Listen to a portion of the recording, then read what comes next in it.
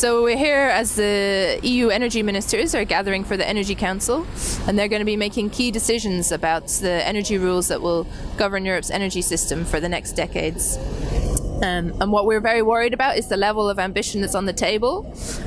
We saw the initial proposal from the Commission has been really watered down by EU member states. And particularly we're concerned about how they've taken the strength out of the rights for consumers and the rights for communities. We saw a good proposal where citizens could benefit from the energy transition, which is what we want.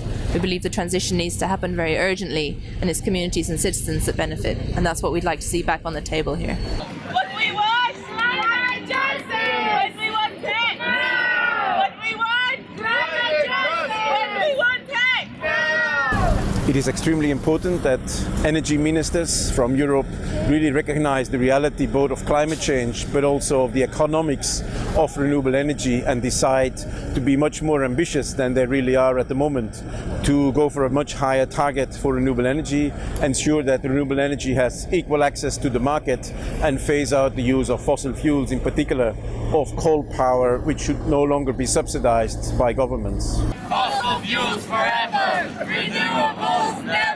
What we want, climate justice! What we want, tech! What we want, climate justice! What we want, tech! No! So the Commission has done some very good proposals on capacity payments, but unfortunately the Council looks set to gut them. We're looking at huge subsidies for existing power plants all across Europe.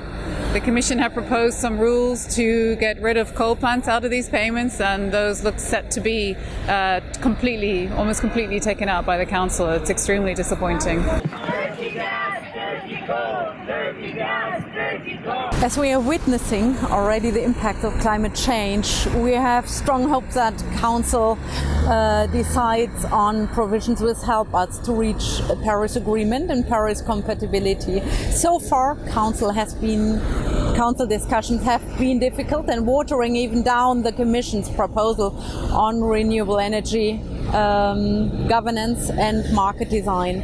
Today we hope that we get a limit of what capacity payments can be paid for, namely a 550 gram CO2 per kilowatt hour emission standard, so that we do not subsidize and put public money for dirty sources of energy.